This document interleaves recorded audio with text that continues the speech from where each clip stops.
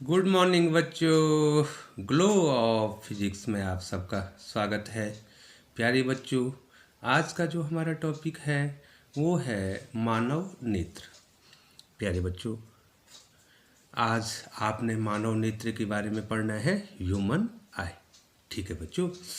तो प्यारे बच्चों, यहाँ पर जो है मैंने कुछ इसमें पॉइंट बना रखे हैं और ये मानव नेत्र की संरचना के बारे में जो है आपको जब पूछा जाएगा बच्चों, तो देखिए बच्चों, ये मैंने इसमें पॉइंट पे आपको मानव नेत्र ये दिखाई दे रहा है बच्चों। तो सबसे पहले बच्चों, नेत्र के बाहर, नेत्र के सबसे बाहर एक दृढ़ तथा अपारदर्शी श्वेत परत होती है। ठीक है बच्चों, यहाँ पर क्या होगी, एक जो है दृढ़ और अपारदर्शी, अपारदर्शी का मतलब जिसे आर पार नहीं देखा जा सक परत होती है। अब आपको इसमें बताते हैं कहाँ पर होती है बच्चों। तो प्यारे बच्चों, ये देखिए, मैं थोड़ा सा ऊपर लिए चलता हूँ। ये देखिए बच्चों, ये देखिए सबसे बाहर क्या होगा, ये देखिए, ये सबसे बाहर, नेत्र के सबसे बाहर एक कठोर परत होती है बच्चों, जिसको कहते हैं बच्चों दृढ़ पटल। ठीक है बच्चों, नेत्र के बाहर क्या होता है, एक अपारदर्शी, ये लिखे बच्चों, नेत्र के बाहर एक अपारदर्शी श्वेत परत होती है, जिसको क्या कहते हैं बच्चों, दृढ़ पटल। ठीक है बच्चों, सबसे बाहर दृढ़ पटल होगा आँख का बच्चों। ठीक है बच्चों, अब देखिए बच्चों, दूसरी क्या है, पारदर्शी झिल्ली कॉर्निया। एक पारदर्शी झिल्ली कॉर्निया होगी बच्चों। अब मैं फिगर में बताता हूँ आपको। देखिए, ये देखिए बच्चों, ये है कॉर्निया, CORNEO, कॉर्निया। ये कॉर्निया होती है। देखिए, एक क्या होती है, पारदर्शी झिल्ली होती है बच्चों। पारदर्शी का मतलब जिससे हम क्या कर सकते हैं, आर पार देख सकते हैं बच्चों। और उसके बाद देखिए बच्चों, एक एक पॉइंट में डिस्कस कर रहा हूँ बच्चों। तीसरा देखिए बच्चों, तीसरा क्या कह रहा है, एक पतला पर्दा आइरिस। ये देखिए, एक पतला पर्दा आइरिस होता है इसमें। तो बच्चों कहाँ पर होता है, मैं आपको बता रहा हूँ बच्चों। ये फिगर देखिए, ये देखिए बच्चों, ये है पर्दा। ये देखिए क्या लिखा बच्चों, आइरिस, आइरिस। ये छोटा सा एक पतला पर्दा इसमें होता है बच्चों। ठीक है बच्चों, अब अगला देखिए बच्चों, अगला चौथा पॉइंट क्या है, आइरिस के बीच में एक छोटा छिद्र, एक छोटा छिद्र, जिसको पुतली या नेत्र तारा कहते हैं। ठीक है बच्चों, PUPIL, पुपिल। ठीक है बच्चों, ये देखिए बच्चों, एक पुतली होती है इसके बीच में। ये देखो, जो आइरिस है इसके बीच में देखिए बच्चों, ये देखिए पुतली या नेत्र तारा। ये देखो, यहाँ पर एक नेत्र तारा होता है बच्चों। अब देखिए बच्चों, अगला पॉइंट, अगला पॉइंट यहाँ पर देखिए, ये देखो पांचवा पॉइंट आपको दिखाई दे रहा है, पुतली के पीछे नेत्र लेंस, ये क्रिस्टलाइन लेंस होता है बच्चों। ये देखिए बच्चों, मैं एक एक पॉइंट, पुतली के पीछे, ये देखो बच्चों, है ना पुतली, ये देखिए इसके पीछे ये है बच्चों नेत्र लेंस। ठीक है बच्चों, ये क्या है, नेत्र लेंस है। और बच्चों इसमें ये जो नेत्र लेंस है, ये जो है बच्चों, यहाँ पर जो है सिलियरी, सिलियरी मांसपेशियाँ, ये देखो सिलियरी मसल्स, ये देखो इससे जकड़ा रहता है बच्चों। ये देखिए, ठीक है बच्चों, ये सिलियरी मसल, सिलियरी मांसपेशियाँ, मांसपेशियाँ। ठीक है बच्चों, ये होती है, इसके द्वारा ये जकड़ा रहता है। ये नेत्र लेंस जो है बच्चों, जो हमारा जो है क्रिस्टलाइन लेंस है बच्चों। ठीक है बच्चों, नेत्र लेंस उत्तल लेंस है ये। और इसके बाहर जो है सिलियरी मसल्स, सिलियरी मांसपेशियाँ होती हैं बच्चों। ठीक है बच्चों, अब छठवें पॉइंट को लिए चलते हैं। ये देखो, ये बता दिया, नेत्र लेंस सिलियरी मांसपेशियाँ, सिलियरी नर्व्स मसल्स जो होती हैं से लटका रहता है बच्चों, इससे ये बंधा रहता है बच्चों। सातवां पॉइंट देखिए, नेत्र लेंस के पीछे पारदर्शी द्रव भरा रहता है, जिसे कांचाभ द्रव विक्ट्रस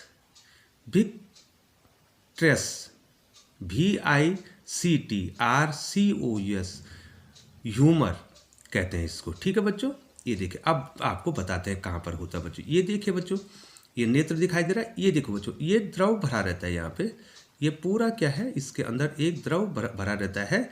ठीक है बच्चों, जिसको क्या कहते हैं बच्चों, कांचाभ द्रव कहते हैं, विक्टीरियस ह्यूमर।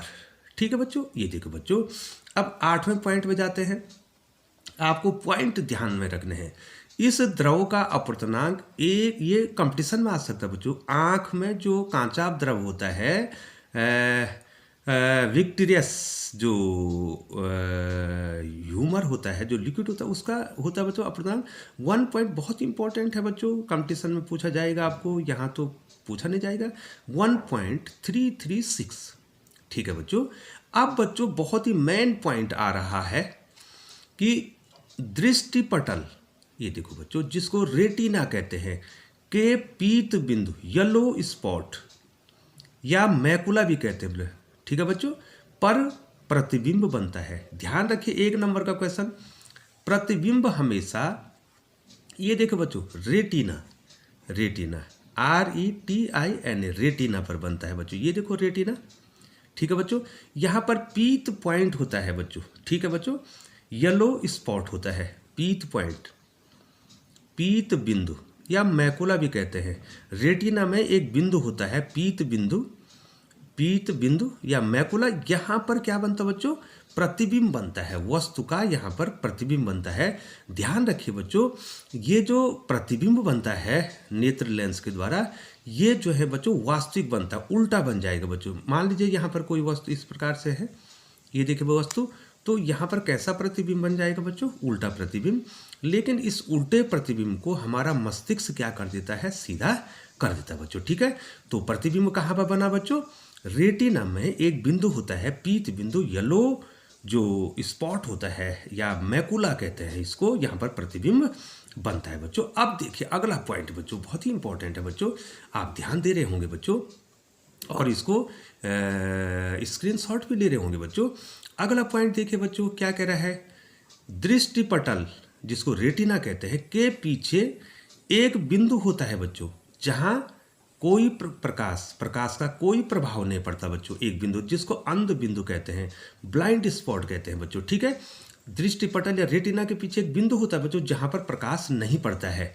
ठीक है बच्चों, ठीक है बच्चों, यहाँ जो है रेटिना के पीछे भी एक बिंदु होता है बच्चों, डार्क, ये देखो, ये देखो बच्चों यहाँ पे, ये देखिए इसको क्या लिखा है बच्चों, यहाँ देखिए ये क्या लिखा बच्चों, पढ़ने में आ रहा बच्चों, ब्लाइंड स्पॉट, अंध बिंदु। रेटिना के पीछे एक बिंदु होता है जहां पर प्रकाश का कोई प्रभाव नहीं पड़ता है, उसको ब्लाइंड स्पॉट कहते हैं, अंध बिंदु कहते हैं बच्चों। ठीक है बच्चों, अब बच्चों मैंने 10 पॉइंट आपको इसके बता दिए हैं बच्चों, और अब मैं आपको बच्चों अगले पॉइंट की ओर लिए चलता हूं बच्चों। हाँ, तो बच्चों 10वां पॉइंट देखिए, बहुत ही इंपॉर्टेंट है, एक एक पॉइंट इंपॉर्टेंट है बच्चों। रेटिना दृष्टिपटल पर वस्तु का उल्टा वास्तविक प्रतिबिंब बनता है, ये पहले ही बता दिया है, और यह प्रतिबिंब मस्तिष्क द्वारा अनुभव के आधार पर सीधा बनाया जाता है। 1 नंबर का प्रश्न पूछा जाएगा कि जो नेत्र लेंस है वो वस्तु का कैसा प्रतिबिंब बनाता है बच्चों, उल्टा बनाता है बच्चों, वास्तविक और उल्टा प्रतिबिंब बनाता है। ठीक है बच्चों, ठीक है, और उसको अनुभव के आधार पर हमारा मस्तिष्क इस प्रकार से बिहेव करता है कि वो हमको क्या दिखाई देता बच्चों, उल्टा दिखाई देता बच्चों। अब बच्चों अगला पॉइंट है, बहुत ही इंपॉर्टेंट पॉइंट है, ये आपको परीक्षा में पूछा जाएगा, नेत्र की समंजन क्षमता। बहुत ही इंपॉर्टेंट है बच्चों, नेत्र की समंजन क्षमता किसे कहते हैं, adjustment, power of accommodation, power of accommodation of the eye. हमारा जो आँख है वो किस प्रकार से अपने को एडजस्ट करता है बच्चों। तो बच्चों मैंने पॉइंट वाइज जो है नोट्स बना रखे हैं। ठीक है बच्चों, और मैं एक कागज़ होगा उसमें आपको और समझा दूंगा बच्चों। आपको अपने आँख के बारे में आना भी चाहिए, और कक्षा 10 के जो छात्र हैं उनके लिए बोर्ड में भी पूछा जाता है और कंपटीशन में भी पूछा जाएगा बच्चों। आपको ये नेत्र के बारे में बहुत सारे क्वेश्चन इस पे बनते हैं बच्चों। तो प्यारे बच्चों लिए चलते हैं आपको नेत्र की समंजन क्षमता पे। क्या समंजन क्षमता होती है, एडजस्टमेंट क्या होता है बच्चों, एक्चुअली क्या होता है बच्चों, जो सामान्य आँख नॉर्मल आई है या स्वस्थ मनुष्य की जो आँख है द्वारा 25 सेंटीमीटर से अनंत तक देखा जा सकता है। कहाँ से कहाँ तक देखता है बच्चों? मैं फिर डिस्कस करूँगा। जो सामान्य आँख है, नॉर्मल आई है, उसके लिए निकट का बिंदु 25 सेंटीमीटर है और दूर का बिंदु क्या है? अनंत, मतलब बहुत दूर तक देख सकता है। ठीक, बशर्ते कि उसकी आँख में कोई डिफेक्ट न हो, और मैं आँख के डिफेक्ट भी आपको पढ़ाऊँगा बच्चों। दूसरा बहुत महत्वपूर्ण पॉइंट है, बार बार पूछा जाता है, 25 सेंटीमीटर को स्पष्ट दृष्टि की न्यूनतम दूरी कहते हैं बच्चों, और इसको डी द्वारा भी दिखाते हैं। कितना सेंटीमीटर है? 25 सेंटीमीटर है बच्चों। इसका मतलब 25 सेंटीमीटर से कम पर जो है हमारी आंख एडजस्ट नहीं हो पाती है बच्चों। ठीक है, 25 सेंटीमीटर पर अब आप रखिए बच्चों, अपने सामने 25 सेंटीमीटर से कम पर रखिए बच्चों। आपको रखना होगा बच्चों, आप रखिए, किसी किताब को रखिए और देखिए आप देख पा रहे हैं कि नहीं देख पा रहे? नहीं देख पा रहे बच्चों, क्योंकि हमारी आंख इतनी एडजस्ट नहीं होती है बच्चों। 25 सेंटीमीटर स्पष्ट दृष्टि की न्यूनतम दूरी है और ये निकट का बिंदु है बच्चों। अगला पॉइंट देखिए बच्चों, नेत्र लेंस आवश्यकता अनुसार, ठीक है बच्चों, नेत्र लेंस आवश्यकता अनुसार लेंस की फोकस दूरी बदलने की क्षमता रखता है। इसे नेत्र की समंजन क्षमता कहते हैं, पावर ऑफ अकोमोडेशन कहते हैं बच्चों। ठीक है बच्चों, हमारा जो नेत्र लेंस है बच्चों, वो क्या करता है? अपनी फोकस दूरी को कम ज़्यादा करने की क्षमता रखता है। यदि उसने दूर देखना है तो फोकस दूरी बढ़ जाती बच्चों, शांत अवस्था कहते हैं बच्चों उसको। ठीक है बच्चों, लेकिन जब नज़दीक देखना होता है तो फोकस दूरी कम हो जाती, वक्रता त्रिज्या जो होती है उसकी, उसमें परिवर्तन आ जाता है, फोकस दूरी कम हो जाती है नज़दीक को देखने के लिए। ठीक है बच्चों, तो नेत्र लेंस आवश्यकता अनुसार अपनी फोकस दूरी में बदलाव कर रहा है बच्चों। इसी बदलाव को क्या कहते हैं? उसकी समंजन क्षमता। क्या कहते हैं बच्चों? समंजन क्षमता कहते हैं, पावर ऑफ अकोमोडेशन कहते हैं बच्चों। अब प्यारे बच्चों, अब आपको पूछा जाता है दृष्टि विस्तार क्या होता है बच्चों? दृष्टि विस्तार क्या है? ठीक है, रेंज ऑफ विजन क्या है बच्चों? ठीक है बच्चों, तो प्यारे बच्चों, ये जो है, अगर मैं एक आँख बना दूँ, सामान्य आँख के बारे में तो मैंने पहले ही बता दिया, ये सामान्य सा आँख बना दी। ये देखो बच्चों, ये आँख जो है कितना सेंटीमीटर? 25 सेंटीमीटर। 25 सेंटीमीटर जो नॉर्मल आई है उसके लिए 25 सेंटीमीटर ये निकट का बिंदु हो जाएगा बच्चों। इससे कम जो है ये नेत्र गोलक, ये नेत्र लेंस अपनी फोकस दूरी को कम नहीं कर पाएगा बच्चों। ठीक है, तो कम से कम 25 सेंटीमीटर पर वो स्पष्ट देखेगा, तो ये निकट का बिंदु हो गया बच्चों, निकट बिंदु। ठीक है बच्चों, ये निकट बिंदु हो गया। स्वस्थ आंख के लिए, सामान्य आंख के लिए निकट का बिंदु हो गया बच्चों। कितना हो गया बच्चों? निकट का बिंदु कितना हो गया? 25 सेंटीमीटर। और दूर का बिंदु कहाँ होगा? अनंत, मतलब बहुत दूर तक देख सकता है। ठीक है बच्चों, ये दूर बिंदु हो गया, दूर का बिंदु हो गया बच्चों। अब दृष्टि विस्तार कितना हो गया? 25 सेंटीमीटर से 25 सेंटीमीटर से अनंत तक जो है देख सकता है। इसी को उसका दृष्टि विस्तार कहते हैं बच्चों। अब बच्चों मैं आपको थोड़ा इसको समझाता हूँ बच्चों कि हमारा आँख क्या करता है बच्चों। ठीक है बच्चों, ये देखिए बच्चों, थोड़ा सा आप ध्यान देंगे, आपको आ गया होगा बच्चों आँख के बारे में। देखिए बच्चों, एक्चुअली क्या है बच्चों, ये जो हमारी आँख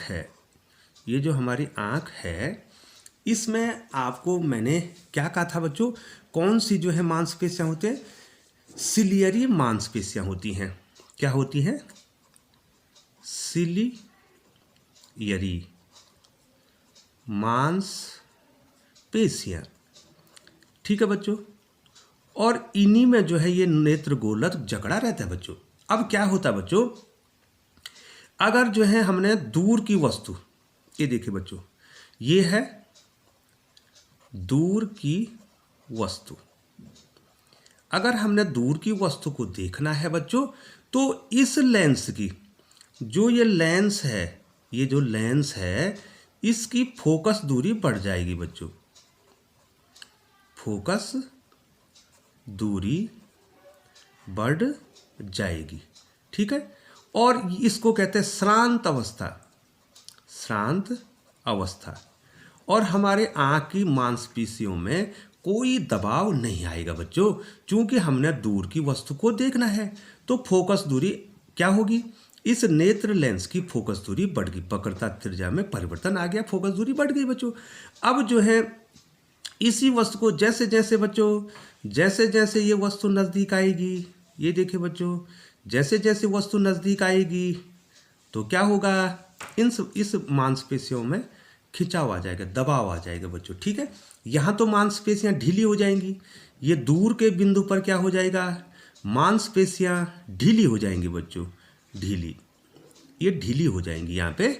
और श्रांत अवस्था कहेंगे, आपके आंख में कोई तनाव नहीं आएगा बच्चों। आप दूर की वस्तु को जब देखते हैं तो बहुत प्यार से देखते हैं, कोई तनाव आपके आंख में नहीं आता है। जैसे जैसे वस्तु नज़दीक आ रही है, निकट आ रही है वस्तु, कहाँ आ रही है बच्चों, वस्तु निकट आ रही है आंख के, तो होगा क्या, इन मांसपेशियों में क्या आ जाता है, जकड़न आ जाता है, तनाव आ जाता है बच्चों, ये सिकुड़ जाती हैं। और सिकुड़ने से क्या होगा बच्चों, अब नज़दीक के लिए जो है, दूर के लिए तो क्या हो रहा है बच्चों, दूर के लिए तो फोकस दूरी बढ़ रही है। अब निकट के लिए, निकट, अब ये निकट, ठीक है, दूर, ये तो दूर था बच्चों। अब निकट के लिए क्या हो रहा है, मांसपेशियां सिकुड़ रही हैं, ठीक है। और फोकस दूरी कम हो रही है बच्चों, फोकस, ये देखिए बच्चों, थोड़ा ऊपर लिए चलते हैं, जो फोकस दूरी है बच्चों, जो फोकस दूरी है उसको लेंस एडजस्ट हो रहा है और कम कर रहा है बच्चों, ठीक है बच्चों। तो इसका मतलब ये तो है नहीं कि लेंस अपनी फोकस दूरी को बहुत कम कर लेगा बेटा, ऐसा नहीं है। अब ये नज़दीक आया, उसने फोकस दूरी कम की, फिर नज़दीक आया, मांसपेशियां जो है क्या होगी बच्चों, उनमें और तनाव आ गया, और नज़दीक आया और तनाव आ गया। अब इससे, अब यहाँ से 25 सेंटीमीटर रह गए है आपका आँख का लेंस। अब जो है क्या होगा बच्चों, यहाँ पर जो है क्या हो गया, अधिकतम जो है मांसपेशियाँ क्या होगी, सिकुड़ गई, अर्थात अधिकतम लेंस की फोकस दूरी कम हो गई। अब इसके बाद ऐसा नहीं है कि आप यहाँ ले जाएं, अब जो है लेंस जो है एडजस्ट नहीं हो पा रहा है, अपनी फोकस दूरी को कम नहीं कर पा रहा है बच्चों। तो इसका मतलब यदि आपको स्पष्ट देखना है तो कम से कम आपको वस्तु को 25 सेंटीमीटर पर रखना पड़ेगा बच्चों। इसी को स्पष्ट दृष्टि की न्यूनतम दूरी कहते हैं बच्चों। तो प्यारे बच्चों, मुझे लगता है कि आपको आ गया होगा, हमारा लेंस एडजस्ट हो रहा है बच्चों, अकोमोडेट कर रहा है अपना आपको, ठीक है बच्चों, ठीक है बच्चों। जिस प्रकार से हम करते हैं बच्चों, ह्यूमन क्या करता है, अपने आप को वातावरण के अनुसार ढालता है बच्चों, ठीक है बच्चों। सर्दी आते ही जो है वो गर्म कपड़े पहनने लग जाता है, जाड़ा आता है तो उसके बाद कपड़े निकाल देता है बच्चों। इस प्रकार से हम भी अपने आप को एडजस्ट करते हैं, ये आँख भी एडजस्ट कर रही है बच्चों, ठीक है बच्चों। अर्थात यदि दूर देखना है तो हमारा जो लेंस है उसकी फोकस दूरी बढ़ जा रही है, और जो मांसपेशियां हैं वो ढीली हो जा रही है, हमारे आँख में कोई तनाव नहीं आ रहा है। अगर नज़दीक की वस्तु को देखना है बच्चों तो क्या होता है, हमारी मांसपेशियों में तनाव आ जाता है, और जो सिलियरी मांसपेशियां कहते हैं बच्चों, जिससे नेत्र जकड़ा रहता है, लटका रहता है बच्चों, ठीक है बच्चों।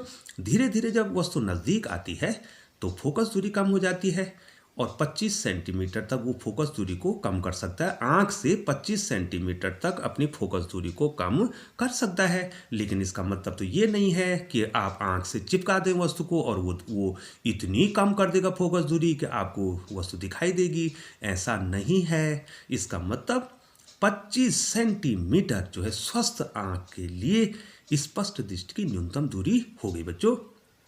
अब क्या होता है, जब आंख में दोष आ जाते हैं बच्चों, आंख में दोष आ जाते हैं, डिफेक्ट आ जाते हैं बच्चों, तो प्रतिबिंब जो है, जो रेटिना पर बनना है, वो रेटिना की कभी आगे बन जाता है और कभी पीछे बन जाता है बच्चों।